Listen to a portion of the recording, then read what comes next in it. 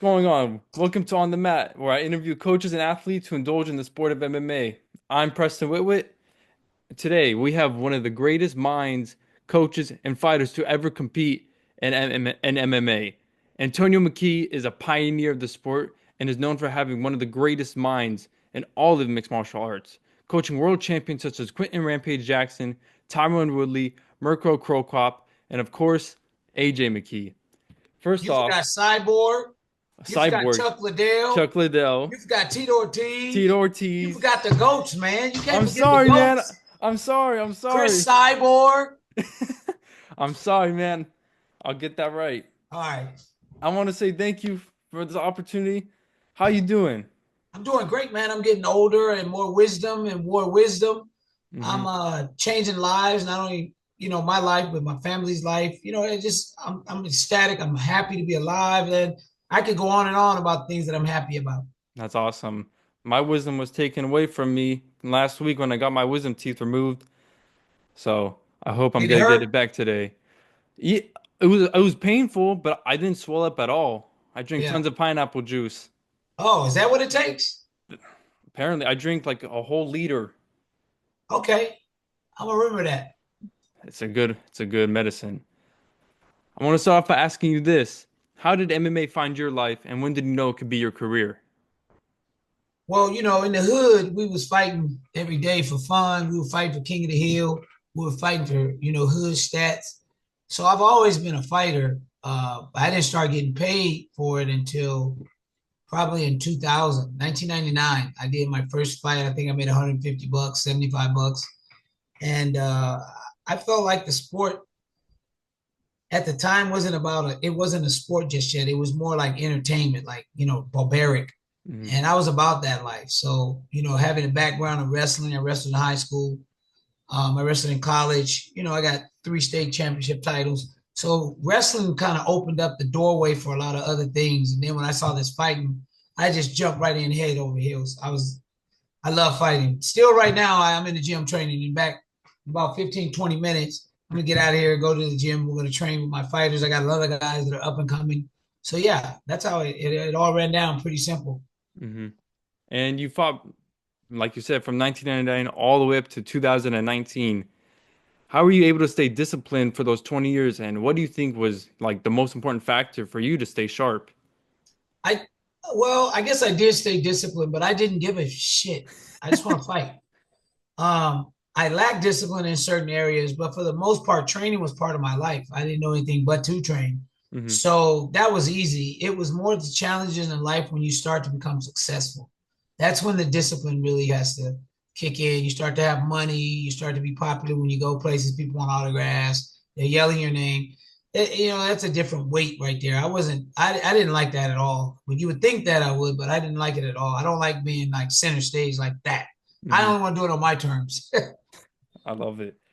And like you said, you fought in the generation where MMA was like known for being barbaric, entertainment. It wasn't like a business, like something that you could do for a career. Do you think that this new generation of fighters take a little bit of anything that you guys did back then for granted, or do you think it's appreciated what you guys have done? Well, I think they take the pay for granted because we were fighting for free. We were fighting for $100, $50, $75. They're making some pretty good money now. But when you look back on the trauma that's done to the body, it's never enough money. So Hmm. I think they've become more cautious, smarter fighters to do things correctly, the weight cutting, the discipline, the cross training. I think they've become way more educated in the sport than Hmm. we were. We were just fighting. It wasn't even for the money, right? Nah, we were fighting for the pride. We were fighting for the rights to say I won. I'm the best. Was it like just for the pure glory? Always just for the Hmm. pure glory. Even today, if I could get back in there, I'd fight right now. I don't have any issues. I don't have any injuries. I'm ready to go. Yeah, you look like you're in shape. You can go right now. Would you Yeah, fight? Would you fight right now if the money's right? I don't even need the money right. Just give me the fight. I don't care about Anyone? the money. I Is there got anyone money you would like already. to? What man? I love the fight. Give me somebody my age, 55 years old, 60 years old, What's and the let me weight go fight class? him. What's the weight Beat that. class? Beat that ass. What's the weight class? Oh, 170, 170? 165, 165. It wouldn't matter to me. Would it matter? Anything under 200, I'm down. Mm-hmm. And you transitioned from being like a really good fighter into a phenomenal coach, legendary, I would say. If you had to describe the difference between the mindset you had as a fighter between a coach, how would you explain that? Mm, the difference Yeah, like, is I was willing to take risks that I didn't want others to take. hmm Um, I had more confidence than the new generation of fighters. I was more self motivated than the new generation of fighters. But I don't know what I would have done different, man. If it says fight, all of a sudden I go blank and want to do it. We met a restaurant. First thing I do, I start looking at who in here wants some smoke. I so it's just been in you just to fight. You think it found you? just love it, man. I came out fighting. Hmm I came out fighting. As soon as I hit that air, I was fighting to breathe. And then from fighting to breathe, I was fighting to survive. And then from fighting to survive, I was fighting to get that money. And then from fighting to get that money, I was fighting to keep that money. Of You know what I mean? course. It's just nonstop. hmm Fight, fight, fight. Never quit, never give up, never surrender. This is more of a question for myself because I saw you talk about real estate. And I want to know what's one piece of your advice, like for real estate, on how do people can grow their money, even for the fighters after their career, because there's most of the fighters can't keep that same success, but you have grown a whole business. You have been a successful businessman, not only as a fighter, a coach, but you're a successful businessman. So I want to know, how did you do it, man? You know what, man? Hang out with a lot of drug dealers and a lot of mafia cartel guys, a lot of Jewish friends of mine, a lot of Hmm white friends of mine, a lot of drug dealers. I hung out with those guys and I would always study. And one thing I noticed about all of them, they all had consistency. The mm ones that were successful, they all had consistency. He was on that block every night at 7 o'clock to sell that crack. Um, he was always hustling. My brothers, my spiritual brothers, they never stopped praying. They had faith.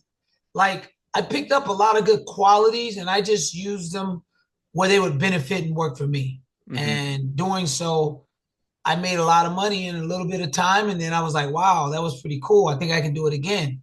And then, of course, when your son becomes a millionaire from fighting, it was really easy for me to just go out and buy homes in nice white neighborhoods where property value is high hmm and own pieces of their land. It's everything's for sale. It's just how much you're willing to pay. That is And then true. I just watched that stuff just climb right up. I watched the value of these houses go up. It was the best, most honest way of living I've ever seen. But again, you have to have patience, and I was very patient.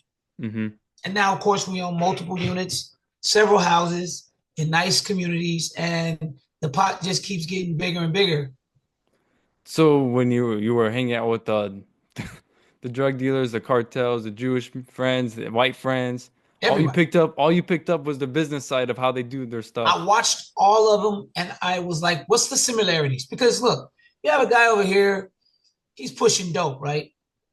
You have a guy over here who's pushing social media. It's all poison, Hmm but it's a choice that we make to watch it.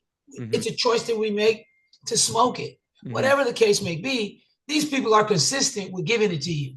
hmm So I said the first thing I got to be is consistent with whatever I choose to do. hmm And it was fighting and training and being a businessman, getting up, looking at the stock markets, looking at the economy, seeing where to invest, short, long term, um, fixed annuities. Like there's so much in the business world that people who are out in the regular world would never understand because they work a 9 to 5. Well, I was always driven by I want more.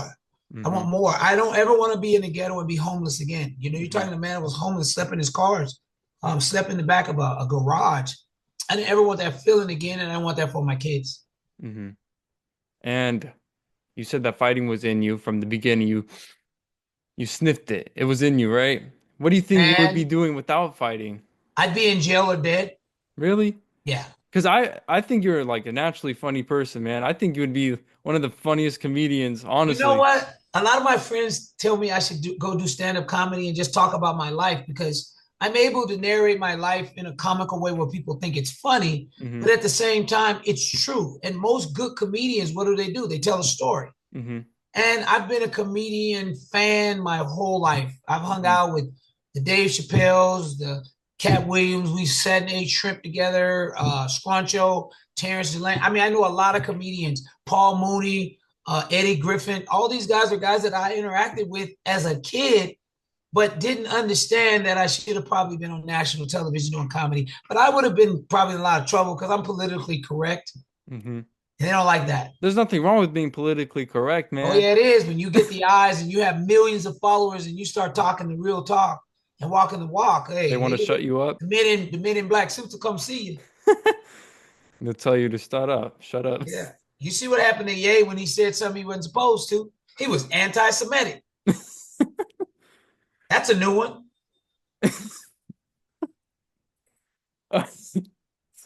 Your show's gonna get banned when it goes live. No, it's I don't care. They're This is like, you had awesome. Antonio McKee on your show. Are you aware of him? Did they even what do they expect? Antonio McKee is a legend. They need to listen to your words. When you talk, we listen. That's how it is. It's time.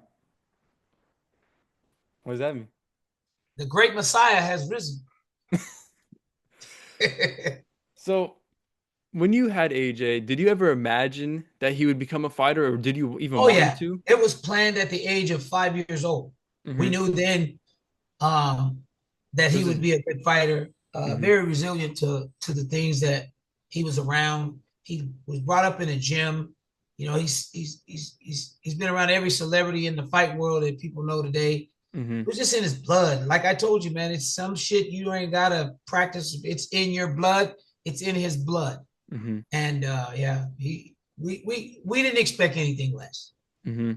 And going off that, it was a convo with Rampage, right? Yeah, When he told you that, hey, your son could be the best of all time.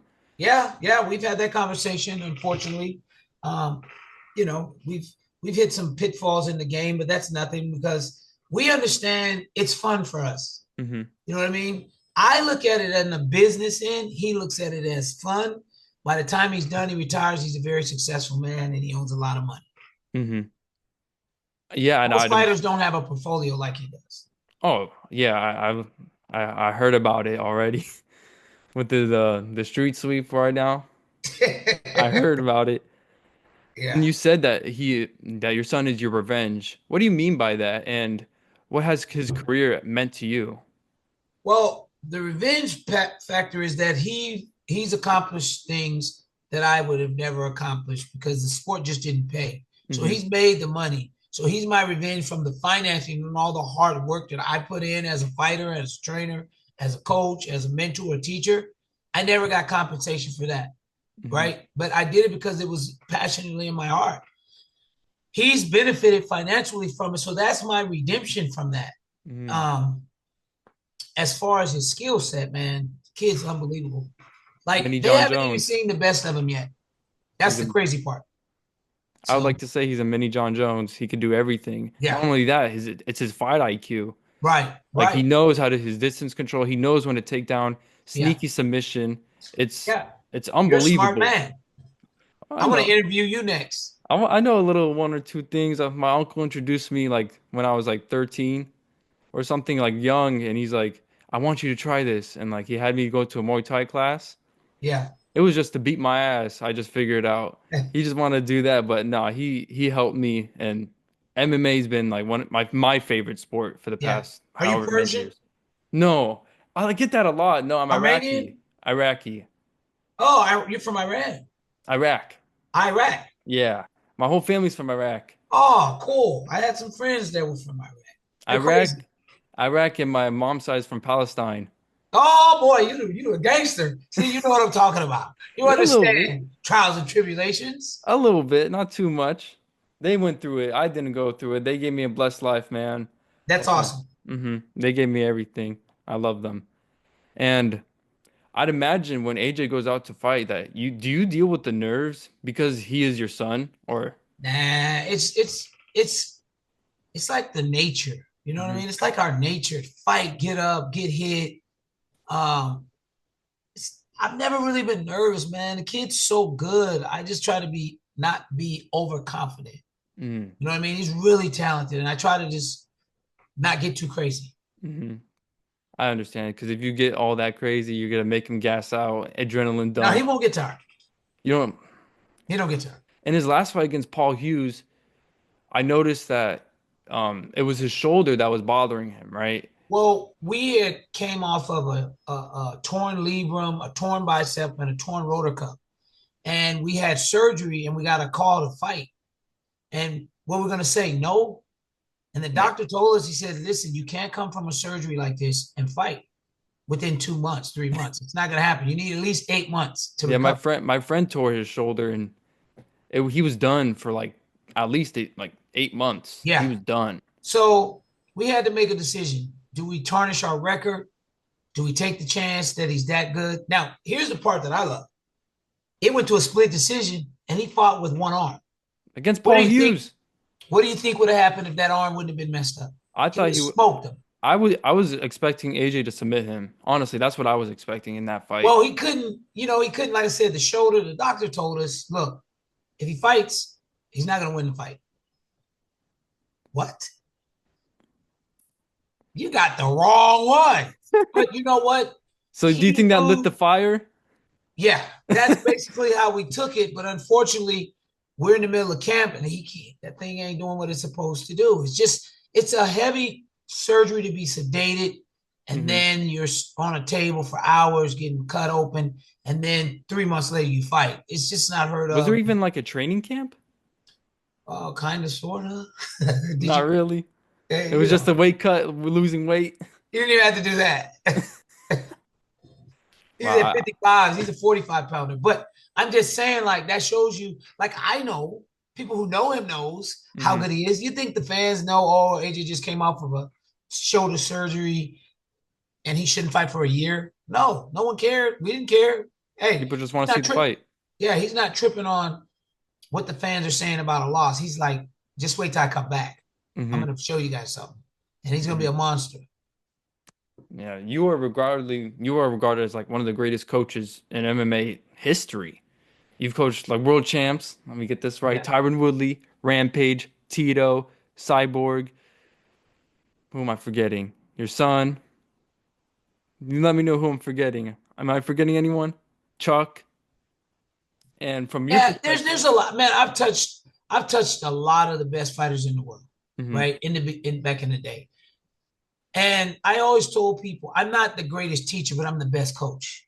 I will be respected as the best coach in the world because I'm not just teaching wrestling, jujitsu, MMA. I'm teaching life fundamentals as a coach, as character, spirituality. That's very important because a lot of fighters that are really good need that, hmm you know. And it's unfortunate there a lot of them are lacking that type of hmm supervision. from your perspective, like what separates the championship level fighters from the rest? The money, The money. the money, that's easy. When You you go think? make $1 million and you fight somebody that's making 200,000, 100,000, there's a big difference in training, big Hmm. difference in mentality, big hmm difference in seriousness. Are you saying that the person making the less money is gonna want that fight more And I instead of the think the person person? making the less money doesn't have as much to lose as the person that's making all that money that Hmm. has more to lose. That is true. Yeah, preparation is very important. Hmm. And you said it before, the fighter's biggest enemy is not their opponent, it's themselves. How are you able to help your fighters that you train fight that battle? Just by being honest Hmm. and being able to identify my mistakes in life, by being able to share those mistakes with them, and then telling them where I went wrong and showing them the right way. Hmm. And you said numerous times you have like an unbelievable eye for talent. And I really wanted to know this. Like, are there any fighters today, and like feel free to name them, you have that untapped potential that you would love to train and you feel like you can unlock a Oh world man. champion in them? Oh, easy. Kevin Holland, I was gonna say that. Yep. Bobby Green, Hmm. um, Jake, what's his Jake name? Paul? No, no, no, no. Man, I'm not really good with names, but there's a lot of guys that I can see it in them. A lot of these coaches don't know what they're doing. Hmm. I'm not talking bad about anybody. I'm just saying, like, when I watch these guys that sacrifice their bodies and put so much into the sport, and then they got a goofball coach. He Hmm. has no idea. He's watching YouTube videos. You know who would I'd love to see you train? Who? Sean O'Malley. Oh yeah, yeah. I feel like you could unlock something in him that He's we a haven't big seen pot before. smoker, right? He said he stopped smoking weed this year. Smart man. I think I could help him because I've got such a different eye for it. You know what I Mm-hmm. mean? My IQ is so different than what other coaches are looking at. I'm not even looking at it. I'm looking at the footwork. Mm-hmm. I don't even look at the hands. I look at the feet. Where are the feet? And then I'll go up and look at the hands when I'm looking at the feet. And that's how we'll make our counterattacks. That's how we'll make our entry. You know, if you Mm-hmm. notice, AJ is kind of like a bowling ball. He's bouncing around, and then he narrows in and bam, and then he's back out again. You know what I mean? He's breaking you down for the final, the kill. Mm-hmm. I think a lot of fighters they are just going out there fighting. They're not really paying attention to what the other guy's doing. Mm-hmm. And with AJ, do you think his fight IQ came from you or it was already in him? Well, he's been around me, all the fighters, Chuck. I mean, he's seen and trained and rolled with everybody. Mm-hmm. So, I mean, it's just over a matter of time, he started to just naturally pick up certain qualities that most fighters take years and years to get. He was born into it. You know Mm-hmm. what I mean? So, yeah, Right when he was a professional, he fought in Bellator right away. yeah, That's that's unheard of. yeah, he was good though. They didn't know he was that good. And I told him, he said, this guy's going to be the best in the world. You know, he polished up real nice, but he's still not done. He's got so much more. I don't even think he's reached the peak of his Right. prime. Not I even really close. don't. Right. I You're a think smart he, man. I think Oh, a fight I would love to see this year was is him and Usman Nurmagomedov. That's probably Bellator PFL, whatever we call it now. That's probably their money fight right now. Or do you think he's gonna go back down to 145? yeah, he's going back down to 145 unless the money is right. I think the money will be right with Usman. Well, we'll take Usman out. Really? Dude, he went to a He went split to decision, decision against Paul right? Hughes. And there was nothing wrong. Hmm. We went to a split decision with one arm. I actually thought Hughes won that fight. I thought he won the fight. I wanted Usman to win because I want to see Usman build his resume until he fights AJ. Like, oh my gosh, I'm so upset that didn't happen. But But but but but you know what? There's a possibility that can happen. Like I uh, said, it's a fight game, you know, mhm, and you never know what to expect in this game because today you're in, tomorrow you're out. I mean, it's a nasty game. I've seen a lot of crazy stuff, man, in this mhm. game. Like I said earlier, you train great fighters, and I want to ask. This is more of a fun question. How was Rampage off the camera? Was he the same guy we see on the camera? Worse, he's more funnier. He's hilarious, man. He is nonstop fun. Was he like that when you trained him? Like you had to tell him That to was stop part of the joking? problem. He wouldn't be serious. He's always playing. But he was still a world champ, so it didn't seem like it That's affected why him. we didn't say nothing. We just let him keep playing. And I want to know how were you even able to hold pads for Mirko Cro Cop when he was kicking? Oh, bro, no, no, no. I didn't hold pads for him. No, No way. no, no, no, no, no. We held pads on the bag and let him kick the bag while we held the pad. And you still felt the thump. Oh man, it's unbelievable. The right leg hospital, left leg cemetery. Yeah, it's for real. Every time there's a head kick happening now, all you can think about, oh, he got Cro Copped. Like Yeah, that's the yeah. go-to. You've been watching this sport for a while. That's pretty good. Yeah, I mean, a little bit. Yeah. You've done special things in your career, and one of the special moments came in 2019 when you fought on the same card as your son. And not only that, you both won. What was that accomplishment for you and moment for you? You know what? That was historical for us and historical for the fight world. That was the first time it's ever been done, father and son in America. Um, I can't even express that. I don't know the words for it. It was just, and we both pulled off finishes. It was just amazing night, man. It was an amazing night to be on the platform of Bellator, just to be able to share that moment. That was a real special moment, not only for me, but it was a special moment for my son. You know that one day when I pass away, he can always remember, man. Me and my father, we fought on the same card. We went to war together. That's powerful. Hmm. And when you guys were training together, were you his coach for that training camp too? Oh, absolutely. How were you able to balance that? I told you I'm gonna go fight no matter what, right? I'm gonna do Hmm. whatever I gotta do no matter what. I don't look at it as far as no. it's in me to fight. I'm gonna do what I do. Hmm. As long as I don't get tired. Never get tired. No What surrender. was you've been on both sides of the business as a coach and a fighter. What is the biggest thing that people don't understand about the fight business? Is that we're human beings and Hmm. we're very passionate people, even though we get in the cage and we try to hurt each other, but we're very passionate, very loving people. Most fighters are really lovable, you Hmm. know, and don't mistake our kindness for weakness. Hmm. Once people realize how sweet and nice we are, they usually try to take advantage of that. Hmm. That could be some serious problems. And I know you have to go in a little bit, so this is my last one. What is a legacy that you would love to leave behind when it's all said and done? And I was a good father. I was a good father and a good mentor for a lot of people. It's not about me, it's about the future. And I try to help the future be better Hmm. from my experiences and the things that I've done and things that weren't good for me. I try to keep people protected from those things, but at the same time, give them the same motivation that they need to get ahead. Hmm. That's beautiful, man. Tony McKee, I just want to thank you so much for helping me out Oh, no today. problem, brother. It was an honor to talk to you. Oh, no, no, no, no honors, man. I was happy. It's an honor to talk to you, to be a Re- part of what you're doing. Cause Thank see, I'm you. over here doing what I'm doing. This is it's everyday life. But to Hmm. get on your show, man, I appreciate you bringing me in.